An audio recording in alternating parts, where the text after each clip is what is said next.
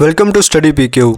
आज हम बात करेंगे सिक्योरिटी काउंसिल की कि सिक्योरिटी काउंसिल क्या होती है। Basically security council United Nation organisation का एक ऑर्गन है, ठीक है। इसमें क्या क्या होता है ये हम देखते हैं। तो सिक्योरिटी काउंसिल में बेसिकली टोटल 15 मेंबर स्टेट्स होते हैं, जिनमें से 5 परमानेंट होते हैं और 10 नॉन परमानेंट होते हैं। अब जो 5 परमानेंट मेंबर्स होते हैं, ठीक है, ये तो फिक्स हैं। वर्ल्ड वार 2 के बाद जो विक्टोरियस पावर्स थे, ठीक है, उनमें चाइना के अलावा बाकी जो सारे स्टेट्स थे मेन, जिनमें यूनाइटेड स्टेट्स आता है, ठीक है, इसके अलावा ब्रिटेन आता है, फ्रांस आता है, रशिया आता है, चाइना आता है, ये सारे के सारे परमानेंट मेंबर्स हैं। ये हमेशा से फिक्स हैं और यही फिक्स रहेंगे। इसके अलावा इसमें 10 नॉन परमानेंट मेंबर्स होते हैं, ठीक है। ये फिक्स नहीं होते, ये हर 2 साल के बाद, ठीक है, आफ्टर 2 ईयर ये चेंज होते हैं।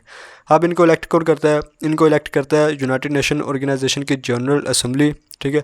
तो general assembly in 10 non permanent members का इंतखाब करती है और ये हर 2 साल के बाद चेंज हो जाते हैं। इसके अलावा इन जो 5 परमानेंट मेंबर्स होते हैं, इनके पास होती है वीटो पावर। अब वीटो पावर क्या होती है, इसको मैं आपको बाद में एग्जांपल्स के साथ बताता हूँ। पहले ये देख लें कि इसकी जो प्रेसिडेंसी होती है वो हर माह के बाद चेंज होती है, ठीक है। तो साल में तकरीबन 12 प्रेसिडेंट होते हैं इसके। हर महीने के बाद जो 15 मेंबर स्टेट्स हैं, ये अपने में से ही एक को चुनते हैं अपना प्रेसिडेंट, और इसके बाद ये आगे बढ़ता है। इसके अलावा इट कैन रिकमेंड प्रोसीजर्स। मिसाल के तौर पर कहीं दुनिया में अगर कोई मसला है, ठीक है, तो ये उसको रिकमेंड कर सकती है यूनाइटेड नेशन ऑर्गेनाइजेशन में कि इसको देखें या इसके ख़िलाफ़ कोई रेजोल्यूशन पास करें या इसके हक़ में रेजोल्यूशन पास करें, ठीक है। तो अगर कोई मसला डायरेक्ट यूनाइटेड नेशन ऑर्गेनाइजेशन में नहीं आया किसी स्टेट के ज़रिए, तो ये उसको रिकमेंड कर सकती है। इसके बाद इसके पास अल्टीमेट पावर होती है, ठीक है। ये मैं आपको वीटो पावर से रिलेट करके बताता हूँ, ठीक है, और आगे ये एग्जांपल है। तो अब देखते हैं कि वीटो पावर बेसिकली क्या होती है। तो असूली तौर पर सिक्योरिटी काउंसिल पहचानी ही वीटो पावर की वजह से जानी जाती है। ये जो 5 परमानेंट मेंबर्स हैं, इनके पास होती है basically veto power. Veto power क्या होती है कि यूनाइटेड नेशन ऑर्गेनाइजेशन की जनरल असेंबली में, चाहे सिक्योरिटी काउंसिल में या चाहे कहीं भी, अगर कोई रेजोल्यूशन पास होती है, ठीक है, तो इन 5 परमानेंट मेंबर्स में से कोई एक मेंबर भी उसके ख़िलाफ़ वोट करता है, ठीक है, नेगेटिव वोट देता है, तो वो रेजोल्यूशन बेसिकली वहीं ख़त्म हो जाती है। उस पर आगे काम नहीं होता, उस पर फर्दर फ़ैसला नहीं किया जाता। अब इसकी कई एग्जांपल्स भी हैं। मिसाल के तौर पर ये मैंने एग्जांपल लिखी है कि 23 दिसंबर 2016, ठीक है, इसमें क्या हुआ था कि इस तारीख को एक रेजोल्यूशन पास की गई थी यूनाइटेड नेशन ऑर्गेनाइजेशन में। जब ये रेजोल्यूशन पास की गई तो इसे सिक्योरिटी काउंसिल में 14/1 का वोट, 14 मेंबर्स ने इसको पॉजिटिव वोट दिया, ठीक है। अब ये रेजोल्यूशन क्या थी बेसिकली कि इसराइल में, ये मैं पहले भी एग्जांपल दे चुका हूँ कि इसराइल जो है उसने फ़लस्तीन के अक्सर इलाकों पर कब्ज़ा किया हुआ है, ठीक है, ऑक्यूपाइड टेरिटरीज़ कर रखी हैं नाजायज़ तौर पर। ये इंटरनेशनली भी रिकगनाइज़ किया जाता है। अब एक तो फ़लस्तीन के अक्सर इलाकों को ऑक्यूपाई किया हुआ है, वहाँ पर कब्ज़ा किया हुआ है, और दूसरा वो वहाँ पर सेटलमेंट कर रहा है, ठीक है, अपनी जो पॉपुलेशन है वो वहाँ पर आबाद कर रहा है।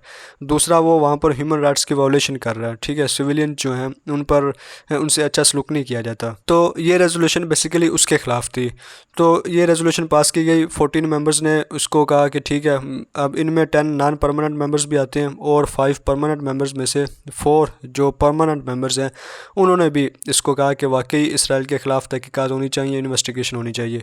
लेकिन सिर्फ एक कंट्री ने, जो यूनाइटेड स्टेट्स था, उसने नेगेटिव वोट दिया, तो ये रेजोल्यूशन वहीं की वहीं ख़त्म हो गई, ठीक है। इसराइल को कुछ पूछा नहीं गया, उसके ख़िलाफ़ कोई पूछताछ नहीं की गई। तो सिक्योरिटी काउंसिल में बेसिकली ये चीज़ होती है कि यहाँ पर होती है वीटो पावर, कि अगर कोई एक कंट्री भी कोई भी किसी किस्म का भी फ़ैसला नेगेटिव वोट में देता है, तो वो रेजोल्यूशन वहीं की वहीं ख़त्म हो जाती है, चाहे सारा का सारा जो यूएन ना वो उसके हक़ में हो। इसके अलावा सिक्योरिटी काउंसिल का काम ये होता है कि दुनिया में जहाँ कहीं भी कोई मसाइल होते हैं, ठीक है, या कंट्रीज़ के दरमियान जो मसले होते हैं, उन पर सैंक्शंस लगाना, इकोनॉमिक पाबंदियाँ, उन इकोनॉमिक सैंक्शंस लगाना, ठीक है।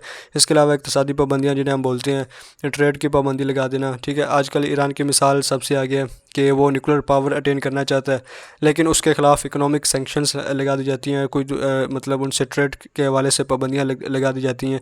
तो ये सारा काम बेसिकली होता है सिक्योरिटी काउंसिल का, कि सिक्योरिटी काउंसिल इस तरह के सारे काम करती है।